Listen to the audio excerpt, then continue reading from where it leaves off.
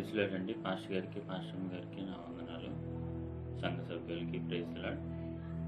ఈ ఆదివార కాల సమయంలో ప్రారంభ ప్రార్థన చేసుకుందామండి. అందరూ దయచేసి కళ్ళు మూసుకోండి.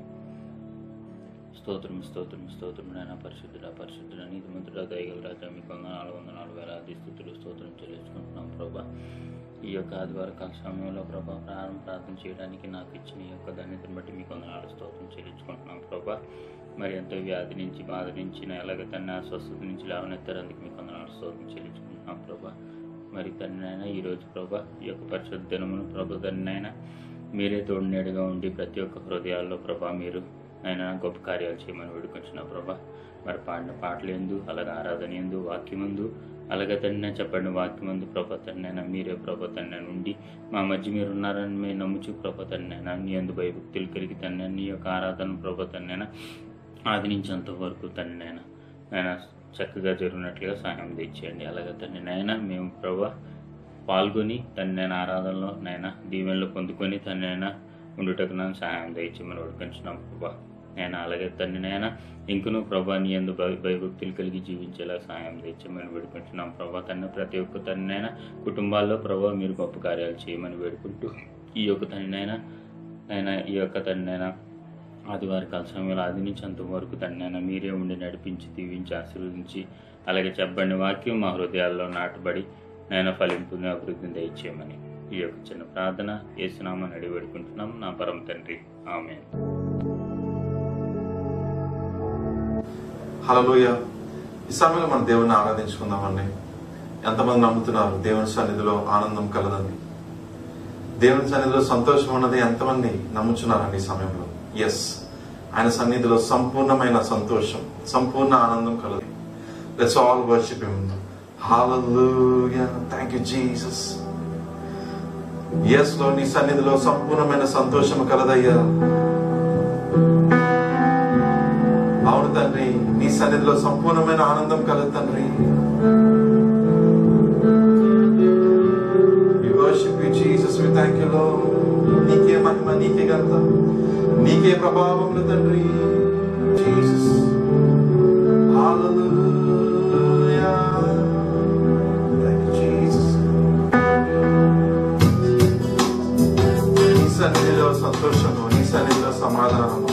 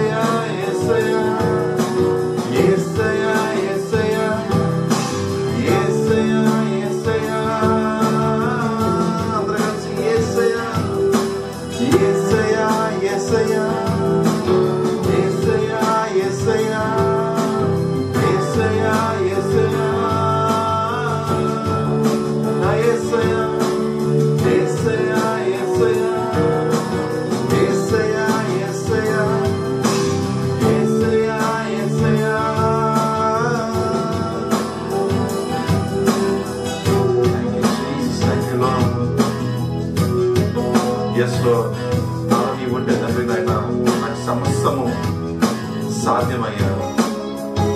తండ్రి నాయన నేను చూసేదంతా సంతోషకరంగా నాకు ఉంటుంది తండ్రి. Lord Jesus, be with me, Lord, my Master. We are coming to your feet, Lord Jesus. Thank you, Lord. Hosanna, nee naamamu balamainadi. Hosanna, nee naamamu balamainadi. Sarvalokasu ninne స్తుతింతు. Sarvalokasu ninne స్తుతింతు. స్తుతింతు, కీర్తింతు, స్తుతింతు, కీర్తింతు. ఉదయకాలమున మధ్యాహ్నమున సాయంకాలమున స్తుతింతు. కష్ట సమయమున ఆనంద సమయమున అన్ని వేళలను స్తుతింతు. స్తుతింతు, కీర్తింతు, స్తుతింతు, కీర్తింతు. Hosanna, నీ నామము బలమైనది. Hosanna, నీ నామము బలమైనది. సర్వలోకవాసు నిన్నే స్తుతింతు. సర్వలోకవాసు నిన్నే స్తుతింతు. స్తుతింతు, కీర్తింతు, స్తుతింతు, కీర్తింతు, స్తుతింతు, కీర్తింతు, స్తుతింతు, కీర్తింతు. Hallelujah. Yes, Jesus. ఉదయకాలమైన మధ్యాహ్నమైన తండ్రి నాయన, సాయంత్రమైన తండ్రి నాయన మిమ్మల్ని స్తుతిస్తాం తండ్రి. ఎందుకంటే తండ్రి నాయన మిమ్మల్ని స్తుతించడంలో సంపూర్ణ సంతోషం, సంపూర్ణ ఆనందం, సంపూర్ణ విజయం కలదు తండ్రి. Yes Lord Jesus. Lord, we owe you, Lord, my Master. We want to worship you, Lord, more and more, Jesus. Lord, we want to surrender ourselves, Lord, my Master.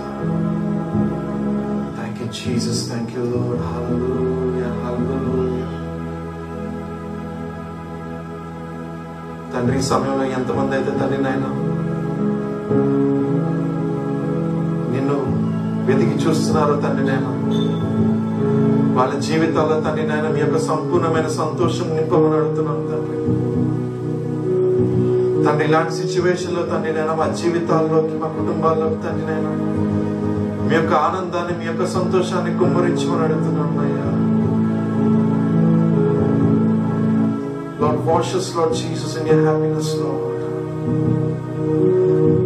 We want to rest in you, Lord, my Jesus. Thank you, Lord.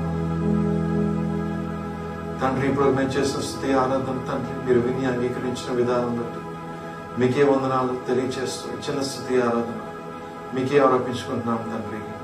ఆమేన్, ఆమేన్.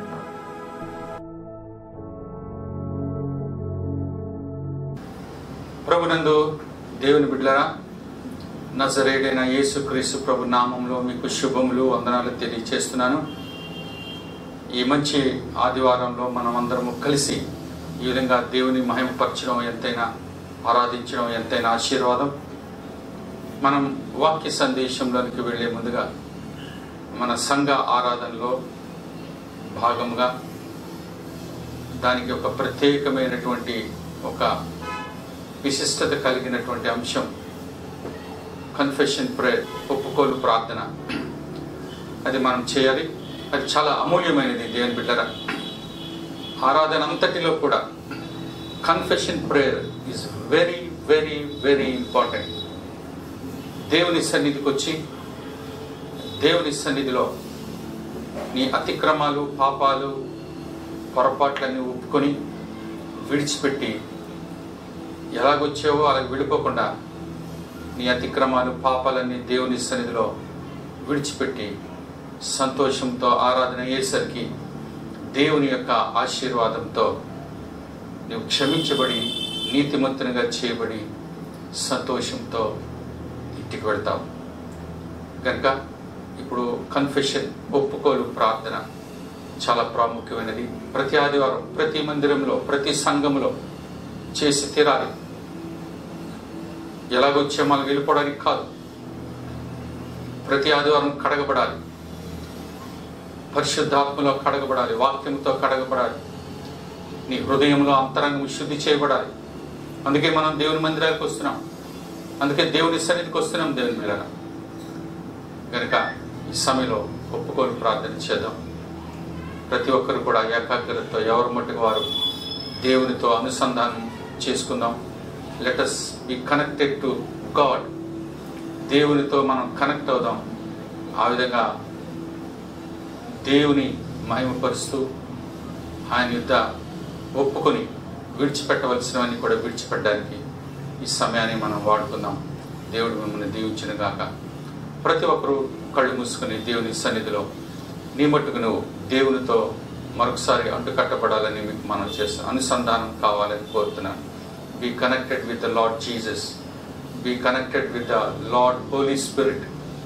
అప్పుడు దేవుడు నిన్ను దీవిస్తాడు. సరే దేవుని బిడ్డరా, మరి ఈ సమయంలో ప్రతి ఒక్కరం కూడా ఏకాగ్రతతో నేత్రాలు మూసుకుని ఉన్నాం. దేవుడు మనతో మాట్లాడుతున్నారు. నా బిడ్డ, ప్రతిరోజు కూడా, ప్రతి దినము కూడా నీవు ఇంటిలో నీ పాపాలు ఒప్పుకొని యేసు రక్తంలో నువ్వు కడగబడాలి.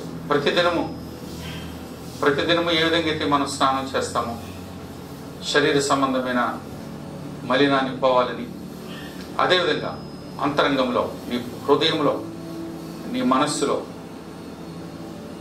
నీ అంతరంగంలో, నీ తలంపులో, నీ ఊహలో, నీ ఆలోచనలో, నీ నిర్ణయాల్లో ఎన్నో తప్పులు, దోషాలు ఉన్నాయి.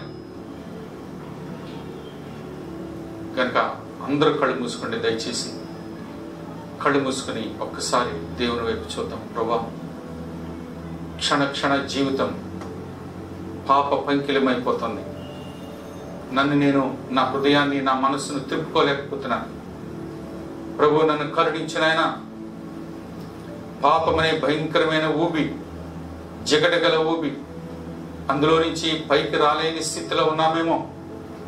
కనుక ఈ ఉదయకాల సమయంలో ప్రతి ఒక్కరు కూడా ప్రభువా, నీ హస్తంతో నన్ను పట్టుకో.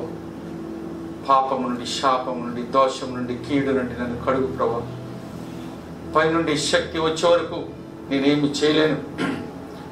పరిశుద్ధాత్మ దేవుని శక్తి, పరిశుద్ధాత్మ దేవుని బలము, రక్షణ, కాపుదల, నింపుదల, పొంగి పొర్లే అభిషేకం లేకపోతే నేను ఈ లోకాన్ని జయించలేను ప్రభు. గనుక నాకు కావాలి నీ పరిశుద్ధాత్మ నింపుదల, నాకు కావాలి నీ గొప్ప అభిషేకం. అప్పుడు ప్రతి విధమైన బంధకాలు, కాడిని, జిగడి గల ఊపి నుండి నిన్ను వేరు చేసి నేను కాపాడేది పరిశుద్ధాత్మ దేవుడే. ప్రతి ఒక్కరు కూడా ప్రార్థన చేద్దాం. ప్రభువా, నా హృదయాన్ని కడుగునైనా, నా తలంపులు కడుగు, నా ఆలోచనలు, నా నిర్ణయాలు. మాటి మాటికి నా హృదయం తప్పిపోతుంది.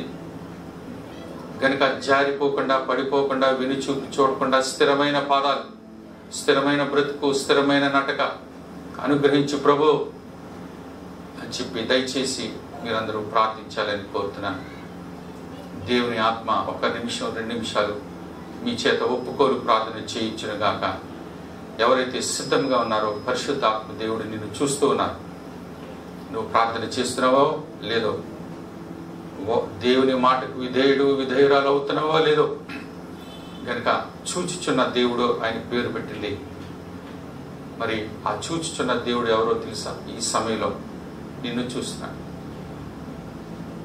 గనుక చూచుచున్న దేవుడు. హాగరు చెప్తుంది, చూచుచున్న దేవుడు. కనుక ఈ సమయంలో ఆయన నిన్ను చూస్తున్నాడు, నీ ఎద్దుకు రావడానికి ఇష్టపడుతున్నాడు, పరిశుద్ధాత్మలో నేను కడగాలని ఇష్టపడుతున్నాడు. కనుక ప్రతి ఒక్కరు కూడా ఏకాగ్రతతో ప్రార్థన చేద్దాం. 1 నిమిషం మీకు సమయం ఇస్తున్నాను.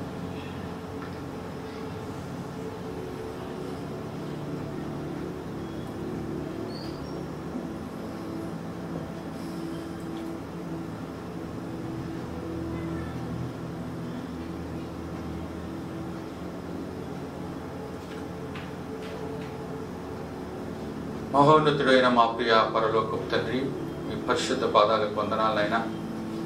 గత వారమంతటిలో, గత మాసమంతటిలో, గత సంవత్సరాలలో తెలిసి తెలియక చేసిన తప్పులు, పొరపాటులు, పాపాలు మా శరీరంలో, మా ఆత్మలో, హృదయంలో, మనస్సులో, తలంపులో, ఊహలో, ఆలోచనలో మా నెత్తి మీద ఉన్నాయేమో.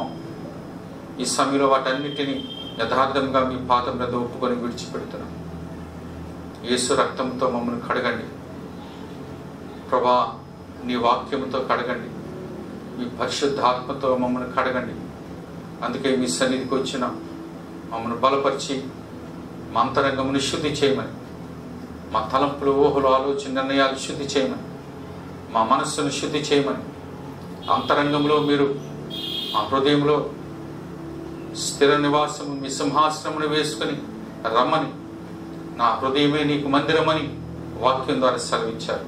అట్టి కృపా భాగ్యం మా అందరికీ దయచేయమని యేసుక్రీస్తు ప్రభు నామములో బ్రతిమాలుకుంటూ మమ్మల్ని క్షమించినందుకు, రక్షించినందుకు, నీ నీతితో మమ్మల్ని బలపరిచినందుకు నీకే మహిమ, ఘనత, ప్రభావం చెల్లిస్తూ యేసు నామమును అడిగి వేడుకుంటున్నాం తండ్రి. ఆమేన్. God bless you.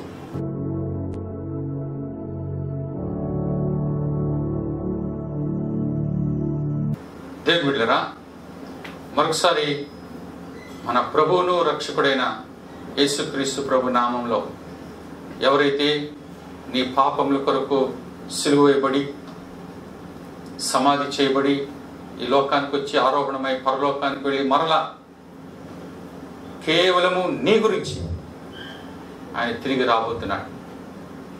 వినడానికి నమ్మబుద్ధి ఉందా మీకు?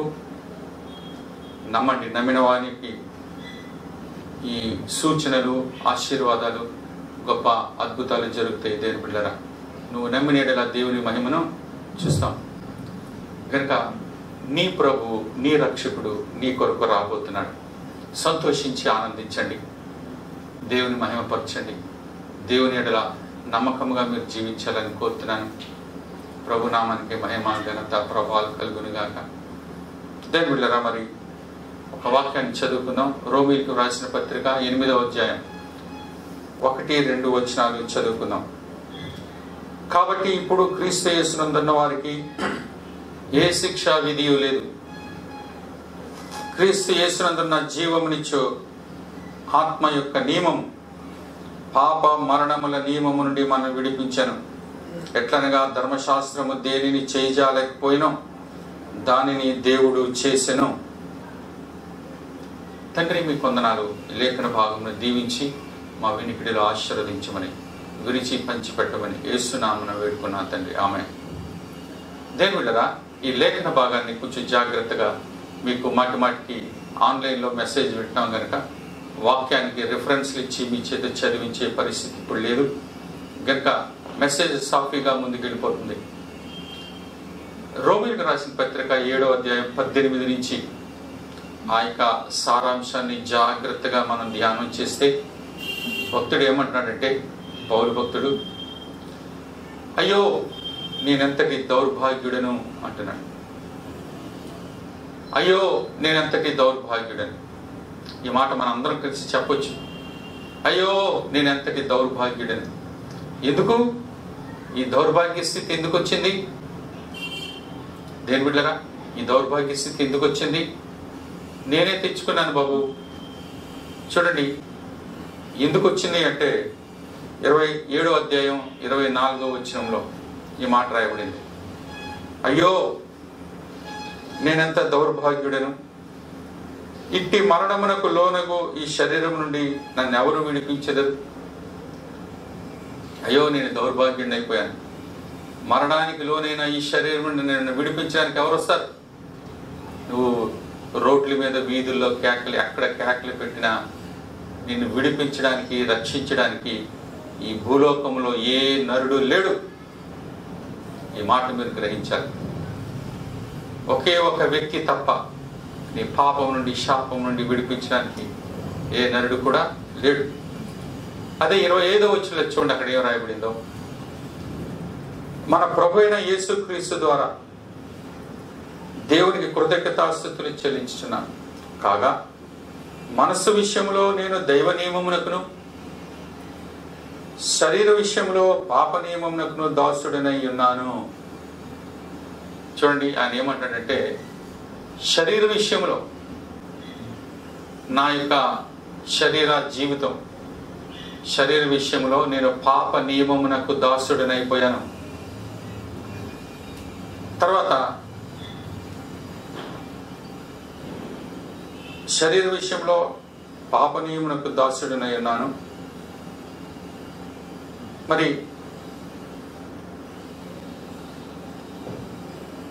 నా మనస్సు విషయంలో దైవ నియమమునకు దాసుడనై ఉన్నాను. ఆయన అంటున్న మాట ఏంటంటే, నేను ఇద్దరికి దాసుడిని అయిపోయాను. I became servant to 2 masters. ప్రభు ఏం చెప్పారండి మత్తయి సువార్త 6వ అధ్యాయంలో, ఎవడనో 2 యజమానులకు దాసుడు కానేరడు. మరి ఈ భక్తుడు అంటున్నాడు, అయ్యో నేను ఎంతటి దౌర్భాగ్యుడును, నేను 2 యజమానులకు నేను దాసుడని అయిపోయాను. ఎవరు ఆ 2 యజమానులు అంటే, ఒకటి దైవ నియమం, రెండోది శరీర నియమం. అంటే మన క్రైస్తవులము, మన దేవుని బిడ్డలము, దేవుని విశ్వాసులము ఎలా ఉన్నాము అంటే, వీఆర్ సర్వింగ్ ద 2 మాస్టర్స్. 2 యజమానులకు మనం సేవ చేస్తూ ఉన్నాం. పాప నియమమునకు, పాపమునకు, శరీర విషయంలో పాప నియమమునకు, దైవ నియమమునకు, మనం భక్తి విషయంలో దైవ నియమమునకు దాసు. అంటే మనం చర్చికి వస్తాం, చాలా జాగ్రత్తగా దేవుని సన్నిధిలో ప్రార్థన చేస్తాం, వాక్యం వింటాం, కానుకలు ఇస్తాం, దేవుని నిజంగా ప్రేమిస్తాం. దేవుని బిడ్డలారా, క్రైస్తవులు దేవుణ్ణి ప్రేమించినట్లు ఇంకెవరు ప్రేమించరు. దేవుణ్ణి మన గుండెల్లో పెట్టుకుని ఆరాధిస్తాం. అయితే మందిరం దాటి చర్చ్ అయిపోయిన తర్వాత, లేకపోతే నీ ఇంటిలో నీ ఒంటరి ప్రార్థన అయిపోయిన తర్వాత, లేకపోతే కూడిక అయిపోయిన వెంటనే పైకి వెళ్ళగానే దేవుని ఆత్మ సంబంధమైన విషయాలన్నిటిని మర్చిపోయి పక్కన పెట్టి వెంటనే లోకంలో కలిసిపోయి నీ శరీరం ఏం చెప్తుందో అదే పలుకుతావు. కానీ దేవుని వాక్యం ఏం చెప్తుందో, పరిశుద్ధాత్ముడు ఏం చెప్తున్నారో అది ఒకవేళ జ్ఞాపకానికి వచ్చినా దాన్ని మనం త్రొక్కి పెట్టేసి శరీరం చెప్పిన దానికి లోబడతా ఉన్నాం. పౌలు గారు తన యొక్క ఆత్మీయ జీవితంలో ఈ విషయాన్ని చాలా రీసెర్చ్ చేశాడే. చాలా బాగా దీని మీద ఆయన చాలా ధ్యానం చేసి ఆయన తెలుసుకున్న మర్మం ఏంటంటే, ప్రతి ఒక్కరూ చేస్తున్న పొరపాటు ఏంటంటే, దేవుని సన్నిధికి రాగానే దైవ సన్నిధిలో భయభక్తులు కలిగినట్లుగా మనం ఉంటాం. నిజంగానే భయభక్తులు ఉంటాయి, కానీ అది ఎంతకాలం ఉంటుందంటే, 1 గంట 2 గంటలు దేవుని మందిరంలో ఉన్నంత వరకు, ప్రార్థనలో ఉన్నంత వరకే ఉంటుంది. లేచి పైకి వెళ్ళగానే అది మాయమైపోతుంది. శరీరం వెంటనే యాక్షన్లోకి వచ్చేస్తుంది. శరీరం చెప్పినట్లుగానే మనం భ్రమలోకి వెళ్ళిపోతూ ఉంటాం. పౌరుషమైన పదాలకు వెళ్తాం, లేకపోతే మనం ఎవరినైనా ద్వేషిస్తాం, అసూయపడతాం, మత్సరపడతాం, క్రోధం చేస్తాం, లేకపోతే దేవుని వాక్యాన్ని పక్కన పెట్టేస్తాం. ఇవన్నీ ఉన్నాయి దేవుని బిడ్డలారా. ఇంకా ఇక్కడ ప్రభు చెప్పేటువంటి మాట ఏంటంటే, దేవుని బిడ్డలారా, పౌలు భక్తుడు అంటున్నాడు, అయ్యో నేను ఎంతటి దౌర్భాగ్యుడను. అలాంటి దౌర్భాగ్యులు ఎవరైనా ఇప్పుడు మన చర్చిలో ఎవరైనా ఉన్నారా అని అడిగితే నిజంగా ఎంతమంది చేతులు ఎత్తుతారు? పాస్టర్ గారు నేను ఆ దౌర్భాగ్యుడిని, నేను ఆ దౌర్భాగ్యురాలినే. ఎందుకో తెలుసా? నేను దేవుని సన్నిధిలో ఉన్నంత వరకు, ప్రార్థనలో ఉన్నంత వరకు చాలా భక్తి శ్రద్ధలతో ఉంటాను. కాస్త పైకి వెళ్ళగానే నా శరీరం చెప్పినట్టు పని చేస్తూ ఉంటాను. ప్రభు అంటున్న మాట ఏంటో తెలుసా? నీ జీవితంలో ఏదో ఒకటే పని చేయాలి. ఇప్పుడు నీ జీవితం మీద ఏది డామినేట్ చేస్తూ ఉంది? ఆ దైవ నియమము డామినేట్ చేస్తుందా? శరీర నియమము డామినేట్ చేస్తుందా? అది మీరు ఆలోచించుకోండి. సరే, ఇప్పుడు ఇక్కడ 8వ అధ్యాయం 2వ వచనాన్ని చదివితే చూడండి. దేని కూడా, కాబట్టి ఇప్పుడు క్రీస్తు యేసునందున్న వారికి ఏ శిక్షా విధియు లేదు. కాబట్టి ఇప్పుడు మీరు క్రీస్తు యేసునందు నిలకడగా ఉంటే నువ్వు ఇంకంత మాత్రము దౌర్భాగ్యుడు, దౌర్భాగ్యురాలు కావు. నీకే శిక్షా విధి ఉండదు అని ప్రభు చెప్తా ఉన్నాడు. అంటే అర్థం ఏంటంటే, క్రీస్తు యేసునందు జీవమునిచ్చు ఆత్మ యొక్క నియమము పాప మరణముల నియమము నుండి నన్ను విడిపించాను. ఇందాక ఇక్కడ దేవుని బిడ్డలారా, నియమము ఇక్కడ చూడండి, క్రీస్తు యేసునందు జీవమునిచ్చు ఆత్మ యొక్క నియమము పాప మరణముల నియమము.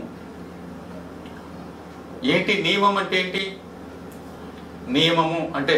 ఇంగ్లీష్ బైబిల్లో లా అని ఉంది. లా అంటే ఏంటండి? ధర్మశాస్త్రం. దేవుడు మోషేకి ఇచ్చినటువంటి లా కూడా ధర్మశాస్త్రమే. ఆ నియమము అని పౌలు భక్తుడు ఇక్కడ రాశారు. దాని ఇంగ్లీష్ బైబిల్లో లా అని ఉంది. అయితే ఇక్కడ బైబిల్లో ఇప్పుడు మనకు 3 లాలు కనిపిస్తాయి, అంటే 3 ధర్మశాస్త్రాలు కనిపిస్తాయి. ఈ 3 ధర్మశాస్త్రాలు ఏంటంటే, మొట్టమొదట దేవుడు ఒక ధర్మశాస్త్రము ఆదాము అవ్వలకు ఏదెను వనములో ఇచ్చాడు. చాలా చిన్న ధర్మశాస్త్రం, ఒకే ఒక సెంటెన్స్, ఒకే ఒక వాక్యం, అంతే దాని యొక్క ధర్మశాస్త్రం. అది మీకు జ్ఞాపకం ఉందా లేదా?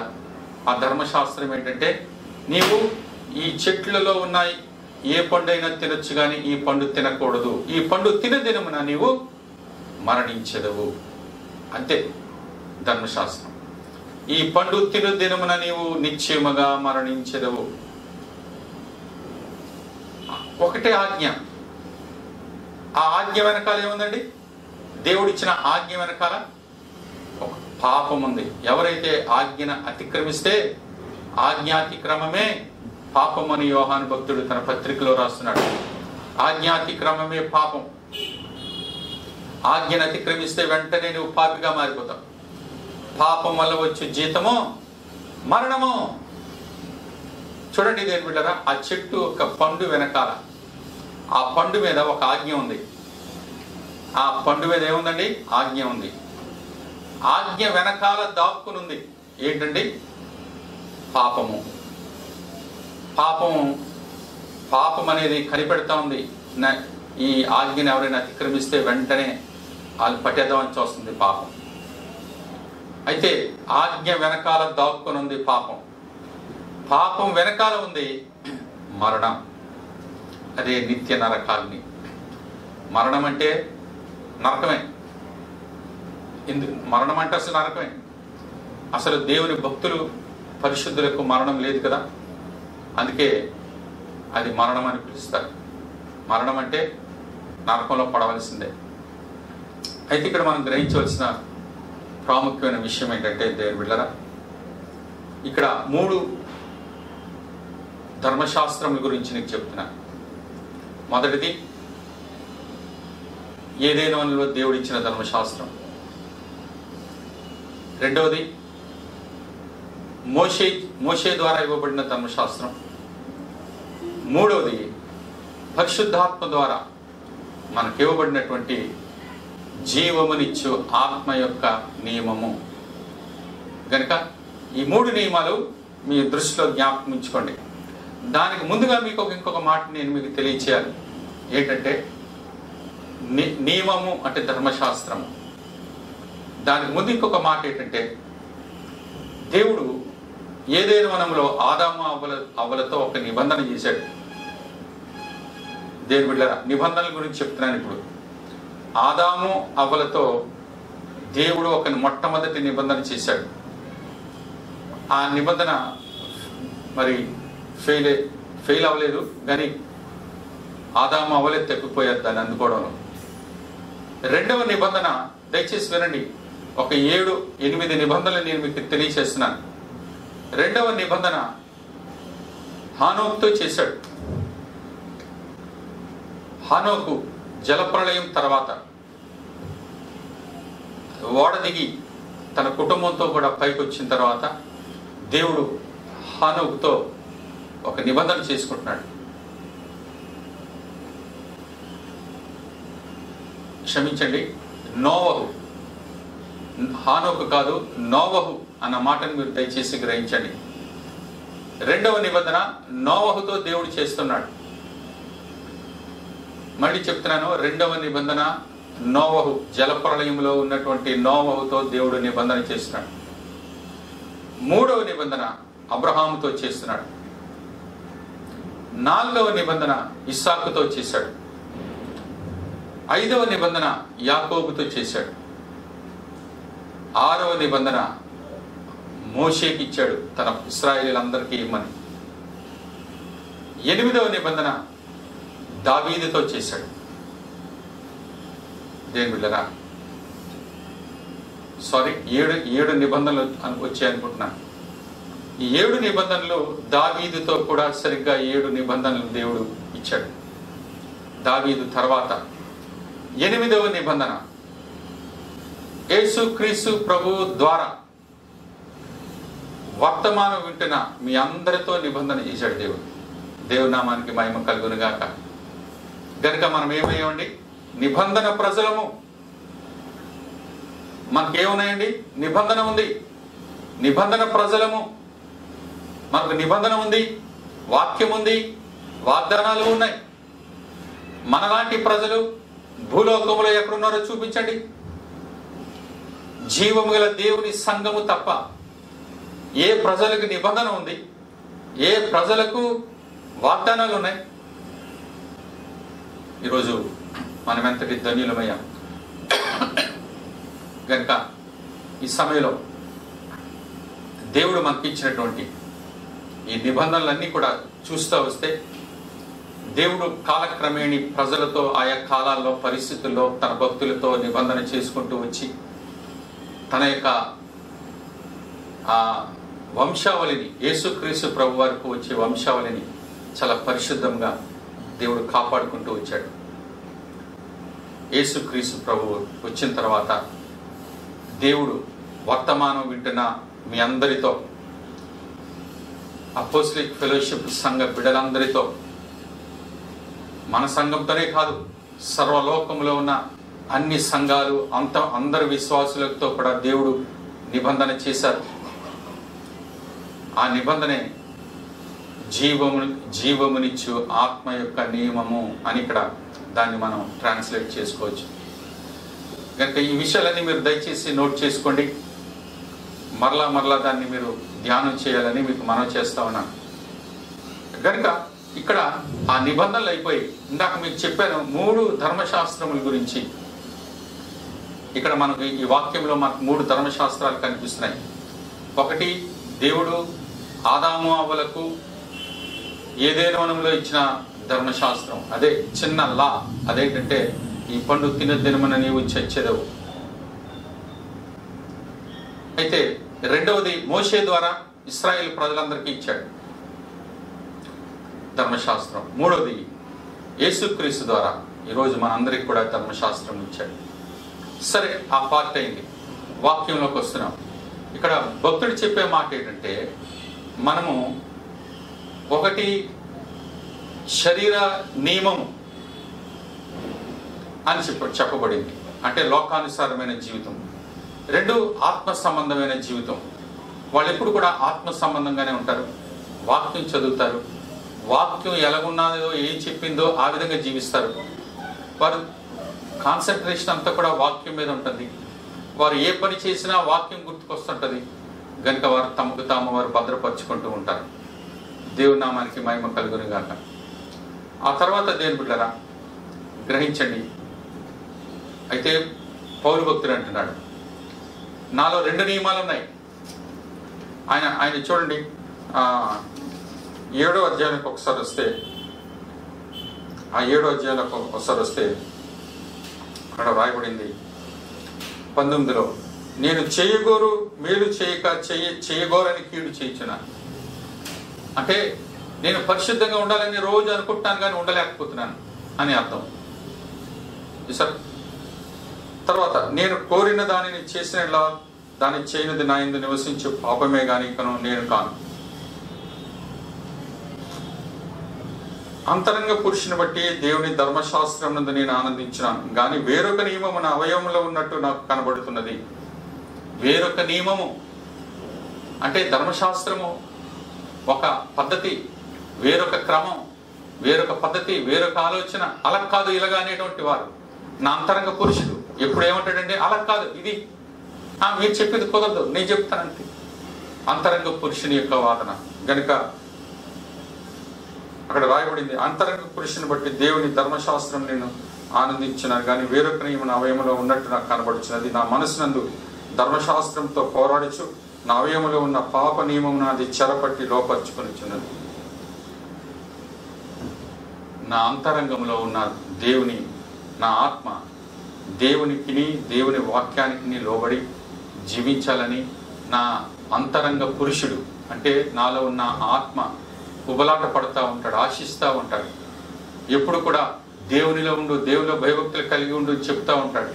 కానీ నా అంతరంగ పురుషుడి మీద కప్పబడిన శరీరం ఉన్నదే, ఈ శరీరం మాత్రం అంతరంగ పురుషుని త్రొక్కిపట్టి షడ నువ్వు మాట్లాడడానికి వీల్లేదు అని చెప్పి నా శరీరము అంతరంగ పురుషుని డామినేట్ చేస్తా ఉంది. అందుకే నేను భక్తిగా పరిశుద్ధతతో నీతో జీవించాలనుకుంటాను కానీ జీవించలేకపోతున్నాను. ఒక గొప్ప సంఘర్షణ నా జీవితంలో ఉంది. నా అంతరంగ పురుషునికి, నా బాహ్య పురుషుడైన శరీరానికి ఇద్దరికి కూడా గొప్ప యుద్ధం జరుగుతూ ఉంది. A great battle between my inner man and outer man. ప్రతిరోజు కూడా దేవుని బిడ్డలకు, దేవుని యందు భయభక్తులు గల వారికి సంఘర్షణ ప్రతిరోజు ఉంటుంది. దేవుని బిడ్డలకు దయచేసి జ్ఞాపకం చేసుకోండి. ఈరోజు ప్రభు మనకు చెప్పే మాట ఏంటంటే, నీవు ఆత్మానుసారంగా ఉండాలనుకుంటున్నావు కానీ నీ శరీరం ఆ విధంగా ఉండనీయడం లేదు. నేను చక్కగా భక్తిగా మర్యాదగా క్రమంగా నడవాలి, మాట్లాడాలి, తలంచాలి, పనులు చేయాలి అనుకుంటున్నాను కానీ నా శరీరం అలా చేయనివ్వడం లేదు. శరీరం అంటుంది నేను దేనికి లోబడను, దేవుని నియమ నిబంధనలు నాకు అనవసరం, దేవుని ధర్మశాస్త్రం అనవసరం, నేను చెప్పినట్టు చేయాల్సిందే అని శరీరం అంటుంటది. అంతరంగ పురుషుడు మనం చర్చికి రాగానే అంతరంగ బాహ్య పురుషుడు నోరు మూసేస్తాడు, వెంటనే అంతరంగ పురుషుడికి స్వేచ్ఛ వస్తుంది. అందుకే ఎక్కువ దేవుని సన్నిధిలో ఉండాలంట. ఎక్కువగా దేవుని సన్నిధిలో ఉంటే బాహ్య పురుషుడు నోరు మూసుకుంటాడు, అంతరంగ పురుషుడు బయటకు వస్తాడు, చక్కగా మాట్లాడతాడు, ప్రార్థన చేస్తాడు, వాక్యం చెప్తాడు, పాటలు పాడతాడు. ఆహా ఎంత చక్కగా ఉంది. అలాగైతే నేను నిత్యము దేవుని సన్నిధిలో ఉండిపోవడమే భాగ్యము. పైకెళ్తే నా శరీరం నన్ను డామినేట్ చేస్తాను. ఈ రెండింటి ఘర్షణ మధ్య అయ్యో నేను ఎంతటి దౌర్భాగ్యుడను, నా బ్రతుకులగైపోయిందేటి అని పౌలు భక్తుడు అంటున్నాడు. కాబట్టి 8వ అధ్యాయం 1వ వచనం, ఇప్పుడు క్రీస్తు యేసునందున్న వారికి ఏ శిక్షా విధియు లేదు. గనుక ఈరోజు ఎవరైతే క్రీస్తు యేసునందు ఉంటారో వారికి ఎటువంటి శిక్షా విధియు లేదు అని అంటున్నాడు. క్రీస్తు యేసునందున్న జీవమునిచ్చు ఆత్మ యొక్క నియమం, క్రీస్తు యేసునందు ఉన్నటువంటి జీవమునిచ్చు ఆత్మ యొక్క నియమము, దాని ఇంగ్లీష్లో ఏముంటుందంటే law of spirit of life. Law of spirit of life అంటే జీవమునిచ్చు ఆత్మ యొక్క నియమము. అదేం చేస్తుందట, నాలో ఉన్నటువంటి పాప నియమము, పాప మరణముల నియమం, the law of sin and death, law of sin and death. అది ఎక్కడ కనిపించింది, ఎక్కడ ప్రారంభించబడింది? సిన్ అండ్ డెత్ ఇందాక మీకు చెప్పాను, ఏదైనా వనంలో. ఆ పండు తినద్దు అని చెప్పాడు దేవుడు. అయితే అంతరంగం మాత్రం తినద్దు అంటుంది, శరీరం అంటుంది తిను, నీకెందుకు, ఏ పర్వాలేదు, దేవుడికి ఏది వచ్చినా పర్వాలేదు, నరకంలో వేసినా పర్లేదు, తిను, శిక్షిస్తే శిక్షించని, కొద్ది కాలమైన అంశలాగా బ్రతుకు బాబు, తర్వాత నువ్వు నరకానికి వెళ్ళి ఏదో సాధారణ అలాంటి మాటలు చెప్తాడు. దేని బిడ్డలారా, దయచేసి జ్ఞాపకం చేసుకోండి. ఈరోజు మనకు ప్రభు మనతో మాట్లాడుతున్న మాట, ప్రతి క్రైస్తవుడికి తన హృదయంలో జరుగుతున్న సంఘర్షణ, a battle between your heart and your flesh. ఈ రెండింటిని మనం జాగ్రత్తగా గమనించాలి. చర్చిలో ఉంటాం, ప్రార్థన చేస్తాం, గంటల తరబడి ప్రార్థన చేయొచ్చు, ఉపవాసం ఉండొచ్చు, దేవునిలో బ్రతకొచ్చు. కానీ పైకి వెళ్ళగానే దేవుని సన్నిధిని, దేవుని మర్చిపోయి, వాక్యాన్ని మర్చిపోయి, నీ శరీరం చెప్పినట్లు చేస్తూ దానికి లోబడుతున్నామా? అలాగైతే పౌలు గారు అంటారు, నేను ఎంతటి దౌర్భాగ్యుడిని, దౌర్భాగ్యకరమైన పరిస్థితికి వచ్చాం. ప్రకటన గ్రంథం 3వ అధ్యాయం లవొదికీ సంఘంలో అంటాడు, నీవు దౌర్భాగ్యుడును, దిక్కుమాలిన వాడును, దరిద్రుడు అని ప్రభువే చెప్తున్నాడు ఈ మాటలు. పౌలు గారు అంటారు, నేను వాట్ ఎ రిచెడ్ మ్యాన్, నేను ఎంతటి దౌర్భాగ్యుడును, అయ్యో, I became servant to 2 masters. ఒకటి దేవుని నియమానికి, రెండోది పాపపు నియమానికి, రెండోది అంతరంగ పురుషుడు, నా బాహ్య పురుషుడు. అంతరంగ పురుషుడిని బాహ్య పురుషుడు డామినేట్ చేస్తున్నాడు. గనుక మనం ఏం చేయాలంటే అంతరంగ పురుషుడిని బలపరచాలి. అంతరంగ పురుషుడిని బలపరచడం అంటే శక్తి, బలం ఎలాగొస్తుంది? అంతరంగ పురుషుడికి ఎప్పుడైనా మంచి ఆహారం ఇచ్చావా? ఆహారం అంటే ఏంటండి? శరీరానికి అయితే చికెన్ జాయింట్లు, మటన్ జాయింట్లు తింటే మంచి ఆరోగ్యం వస్తుంది. అంతరంగ పురుషుడికి, నీ ఆత్మకు ఆహారం ఎక్కడి నుంచి వస్తుంది? దేవుని జీవం గల వాక్యమే నీకు ఆహారము. నీ ఆత్మకు మంచి వాక్యం కావాలి. దేని బిడ్డరా, పరిశుద్ధాత్మ కావాలి. నీవు శరీరానికి నువ్వేం చేయాలంటే, శరీరం నీ మీద దేవుని అంతరంగ పురుషుడి మీద తిరుగుబాటు చేస్తున్నాడు కదా నీ బాహ్య పురుషుడు. అప్పుడు నువ్వేం చేయాలి? బాహ్య పురుషుడికి భోజనం పెట్టడం మానే. అంటే అర్థం ఏంటి? నువ్వు ఉపవాస ప్రార్థనలోకి వెళ్ళిపో. నువ్వు ఉపవాస ప్రార్థనలోకి వెళ్ళిపోతే నీ బాహ్య పురుషుడు రోజు రోజుకి కృషించిపోతా ఉంటాడు ప్రార్థనలో.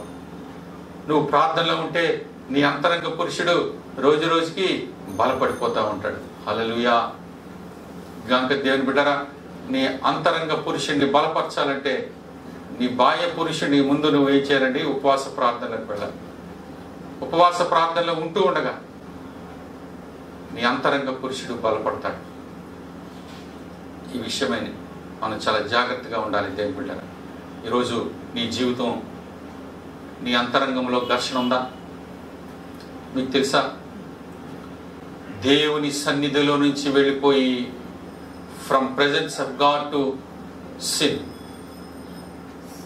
ఒకే ఒక వ్యక్తిని మీకు చూపించి, బైబిల్లో చాలా మంది ఉన్నారు కానీ ఒకే ఒక వ్యక్తిని మీకు చూపిస్తాను. ఆయన ఎవరంటే ఇస్కరియోతు యోధా. యేసుక్రీస్తు ప్రభుతో కూర్చున్నాడు, 12 మంది శిష్యులతో కూర్చున్నాడు. యేసుక్రీస్తు ప్రభువారు అన్నారు, మీ 12 మందిలో ఒకడు నన్ను సైనికులకి అప్పచెప్పేస్తాడు, నన్ను అమ్మేస్తాడు. ఎవరిని అమ్మేస్తాడండి? లోక రక్షకుడినే అమ్మేస్తాడు. ఎవరిని అమ్మేస్తాడండి? దేవుణ్ణే అమ్మేస్తాడు. ఇంకెవరిని అమ్మేస్తాడండి? సృష్టికర్తనే అమ్మేస్తాడు. ఎక్కడున్నాడండి? 12 మంది శిష్యులతో కూర్చున్నాడు. ఆ పస్కా పండుగలో యేసుక్రీస్తు ప్రభువారు రొట్టె విరిచి అందరికి ఇచ్చాడు. అందరూ తీసుకున్నారు. ద్రాక్షారసము గిన్నె అందరికీ అందించాడు. ద్రాక్షారసము గిన్నె తీసుకున్నాడు ఇస్కరియోతు యోధా. ప్రభు బల తీసుకున్నాడు, రొట్టె తీసుకున్నాడు, ద్రాక్షారసం తీసుకున్నాడు. దేవుని సన్నిధిలో నుంచి తీసుకున్న వెంటనే సాతానుడు భయంకరంగా ఇస్కరియోతు యోధానికి దూరిపోయాడని వాక్యం ఉంది. పట్టేశాడు సాతానుడు. అయ్యో, ప్రభు వల్ల తీసుకుంటే సాతానుడు వస్తాడా? రాడే. నువ్వు చంచల మనస్సు కలిగి ప్రభు వల్ల తీసుకున్నావు.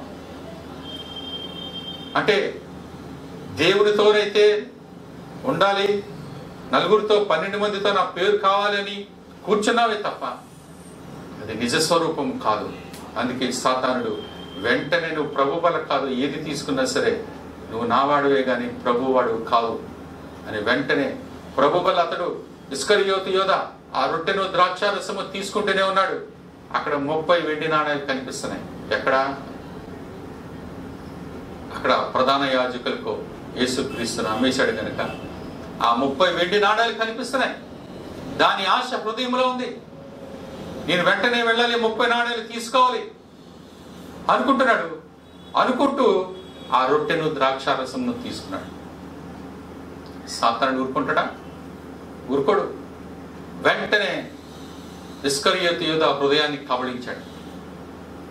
ఇస్కరియోతు యోధ లేచి వెంటనే వెళ్ళిపోయాడు.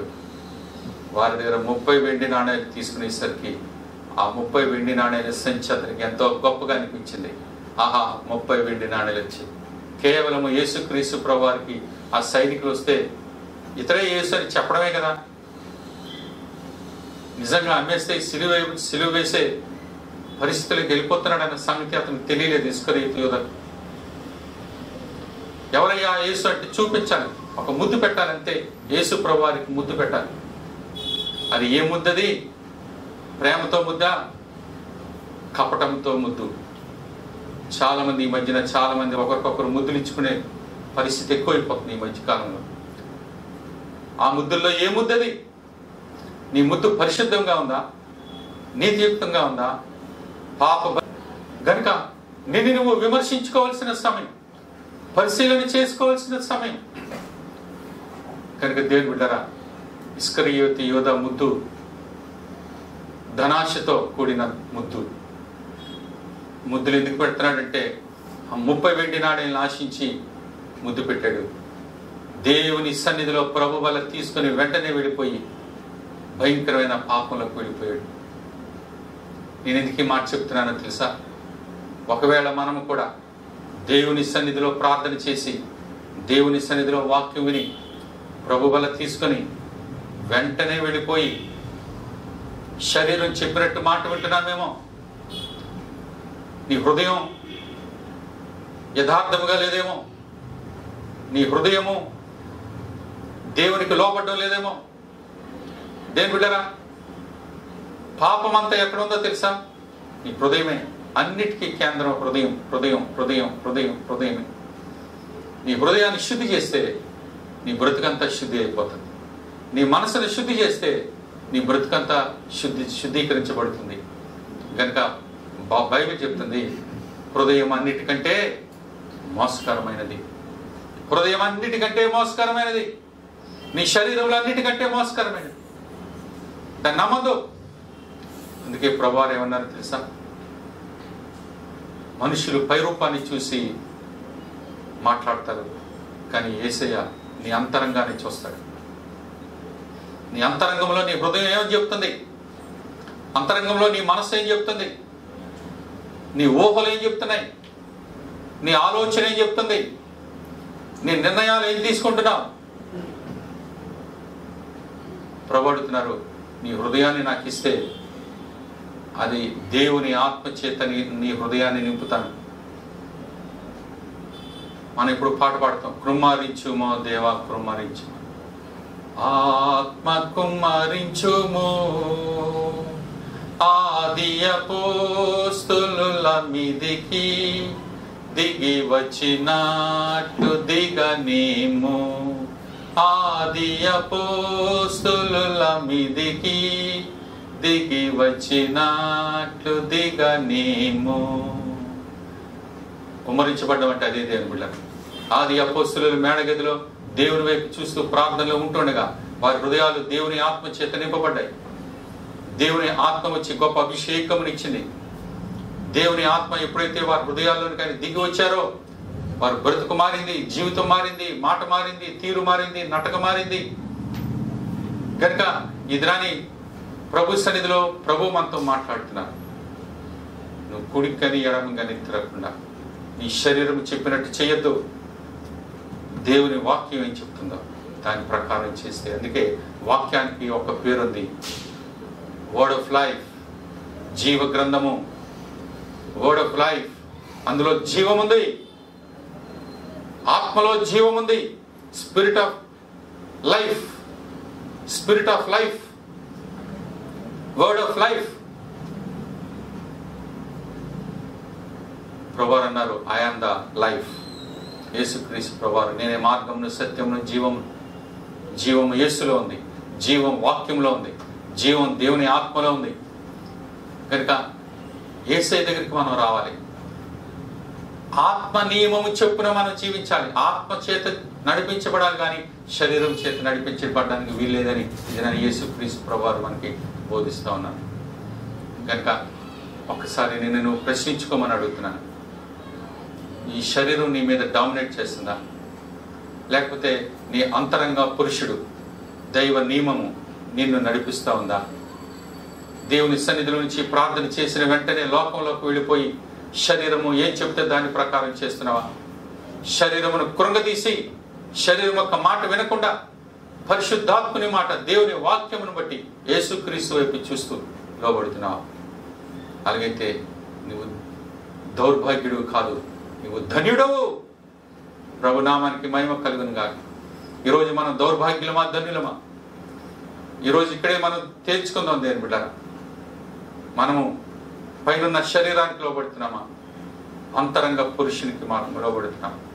ఈ మాటలు మనం తర్వాత నెమరు వేసుకొని ఈ వాక్య ధ్యానాలు మరొకసారి బైబిల్ చదువుకొని దేవుని సన్నిధిలో ఒప్పుకొని, ప్రభా నా శరీరం నన్ను డామినేట్ చేస్తుంది, నన్ను క్షమించు, నా అంతరంగ పురుషుని బలపరచు, నీ పరిశుద్ధాత్మ నాకు కావాలి ప్రభు, నా పరిశుద్ధాత్మతో నింపు. నీ హృదయము దేవునికి ఆలయం ఉన్నదని మీరు ఎరుగల. ఎవడైనా క్రీస్తునందునెడలా వాడు నూతన సృష్టి, పాతవి గతించిన సమస్తమును నూతనమాయ. కనుక అటువంటి అభిషేకం, కృప, ఆత్మ నింపుదల, దేవుని కటాక్షము దేవుడు మీ అందరికీ అనుగ్రహించునుగాక. ఆమేన్. God bless you all. తండ్రి మీకు వందనాలు. ఈ వర్తమానం విన్న బిడ్డలందరినీ నీ ఆత్మతో కృపతో నింపి నడిపించండి. యేసు నామమున వేడుకున్నాను తండ్రి. ఆమేన్. God bless you.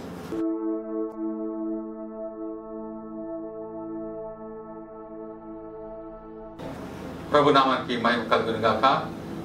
మీరు వర్తమానం విన్నారు. వర్తమానానికి మీరు స్పందించండి. వర్తమానం విని తర్వాత నీవు ఆత్మచేత ప్రేరేపించబడితే మన చర్చ్ గ్రూప్లో చిన్న చిన్న వాక్యము నిన్ను బలపరిస్తే, చిన్న మాటలు ఒకరికొకరు క్షేమాభివృద్ధి కలుగు చేసుకున్నట్లు నాకు తెలియని అనుభవం మీకు వస్తుంది. పరిశుద్ధాత్ముడు మీలో పనిచేసినప్పుడు ఆ మాటలు మీరు చర్చ్ గ్రూప్లో పెట్టాలని మీకు మనం చేస్తున్నాను. మరి ప్రతిరోజు ఉదయం 5 గంటల నుంచి ప్రార్థనలు జరుగుతున్నాయి. చాలామంది మన చర్చిలో ప్రార్థన పనులు, మన ఆన్లైన్లో జరుగుతున్న ప్రార్థనలకు రావడం లేదు. వారికి ఉన్న పనుల భారాన్ని బట్టి కొంతమంది మరి ఆ స్లాట్స్ అనేవి కొంచెం ఖాళీగా ఉన్నప్పుడు చేసిన వారే మళ్ళీ ప్రార్థన చేయవలసిన పరిస్థితి వస్తుంది. కనుక ఈ ప్రార్థన భారాన్ని వదులుకోవద్దు. ఈ ప్రార్థనాత్మతో మీరు మళ్ళీ ఒక పావు గంట దేవుని సన్నిధిలో ప్రార్థించడానికి సిద్ధపడి రావాలని నేను కోరుతున్నాను. అలాగే మన చర్చిలో ఎవరైనా బలహీనత, అనారోగ్యాలు కలిగి ఉంటే వారి విషయంలో మాకు తెలియచేయండి. మీకు వందనాలు. మరి ఈ వారంలో ఉన్న డెవలప్మెంట్ ఏంటంటే, మరి సొలొమోనుకి దేవుడు కుమారుని అనుగ్రహించారు. వారిని బట్టి దేవుని స్తుతిస్తున్నాను. ఒక నూతనమైన వ్యక్తి మరలా మన సంఘంలో కొత్తగా చేర్చబడ్డాడు. అందుని బట్టి దేవునికి స్తోత్రం. మరొక విషయం ఏంటంటే, ప్రతిరోజు 8 గంటలకి స్పిరిచువల్ బ్రేక్ఫాస్ట్ అనే వర్తమానాలు పాస్టర్ గారు ఇస్తున్నారు. వాటి మీరు శ్రద్ధగా వింటున్నారని భావిస్తున్నాను. ఇంకా ఎవరైనా బలహీనత, అనారోగ్యాలు ఏవో సమస్యలు ఉంటే మాకు తెలియచేయాలని కోరుతున్నాను. అలాగే మీ సంఘ కానుకలు దేవుని బిడ్డలారా మానక క్రమశిక్షణలో తప్పిపోకుండా మరి గూగుల్ పేలోనికి నా ఫోన్ నెంబర్కి మీరు పంపించాలని కోరుతూ ఉన్నాను. ఎవరైనా దూరం నుండి రాలేకపోతే, మరి ఎవరైనా ఆన్లైన్లో దేవుని వర్తమానాలు వినకపోయినా, ప్రార్థనలకు అటెండ్ అవ్వకపోయినా, దేవునికి దూరంగా ఉండి ఈ మధ్యకాలంలో చాలామంది బ్యాక్ స్లైడ్ అవుతున్నారు. అలాంటి వారు మన సంఘంలో ఎవరైనా కనిపిస్తే పెద్దలైన మీరు అందరూ కలిసి వారిని ప్రేమతో గద్దించాలి, ప్రేమతో బుద్ధి చెప్పాలి, తిరిగి ఉజ్జీంపు చేయాలి. ఆ బాధ్యత మీ అందరి మీద ఉంది. విషయాన్ని మర్చిపోకండి. ముగింపు ప్రార్థన ఆశీర్వాదం తీసుకుందాం. మహాగణుడు అయిన మా దేవా యేసుక్రీస్తు ప్రభు, మీ ఘనమైన నామం బట్టి వందనాలు. ఈరోజు దేవుని సన్నిధిలో ఎంతమంది అయితే కూర్చొని వర్తమానాన్ని విని ఒప్పుకోలు ప్రార్థన చేశారు, ఎంతమంది అయితే నీ సన్నిధిని అనుభవిస్తున్నారు, నీ బిడ్డలందరి మీదకి నీ పరిశుద్ధాత్మను దిగరానియమని వేడుకుంటున్నాం. ఎవరు కూడా ఖాళీగా ఉండడానికి వీల్లేదు, ఏ హృదయం కూడా ఖాళీగా ఉండడానికి వీల్లేదు. నైనా ఈ వర్తమానాలు వింటున్నా నీ బిడ్డలందరి హృదయాలు నీకు మందిరాలుగా మారిపోవాలి. ఇప్పుడే నీ ఆత్మను వారిలో కుమ్మరించి అభిషేకించి నాయన ఆత్మ నింపుదల వారికి దయచి ప్రతి వారిని కూడా నైనా శరీరమును వారు ఓడించి అంతరంగ పురుషుణ్ణి బలపరిచి జయ జీవితం ప్రతి ఒక్కరికి దయచేయమని మా ప్రభును ప్రియరక్షకుడైన యేసుక్రీస్తు ప్రభు నామంలో అడిగి వేడుకుంటున్నాం తండ్రి. ఆమేన్. పరలోకమందున మా తండ్రి, మీ నామం పరిశుద్ధపరచబడునుగా, మీ రాజ్యం వచ్చునుగా, మీ చిత్తం పరలోకమందు నెరవేర్చినట్లు భూమి మీద నెరవేరునుగా. మా దినాహారం నేడు మాకు దయచేయండి. మా రుణస్థులు మీకు క్షమించిన ప్రకారం మా అపరాధములు క్షమించండి. మమ్మల్ని శోధనలోనికి తేక దుష్టుని మమ్మల్ని తప్పించండి. రాజ్యము శక్తియు మహిమయు నిరంతరము మీరు నా తండ్రి. ఆమేన్. తొట్టెలకుండా మిమ్మల్ని కాపాడుటకును, తన నిత్య మహిమలో మిమ్మల్ని నిలవబెట్టుటకును పరమ తండ్రి అయిన దేవుని ప్రేమ, యేసుక్రీస్తు ప్రభు వారి కృప, పరిశుద్ధాత్మ దేవుని సన్నిధి ఇప్పుడు ఎల్లప్పుడూ సదాకాలము మీకు తోడేయండి. ఆశీర్వాదమును, స్వస్థత, అభివృద్ధి, సంతోషము, సమాధానం మీకు మీ కుటుంబాలకి దేవుడు అనుగ్రహించును గాక. ఆమేన్, ఆమేన్, ఆమేన్. God bless you all.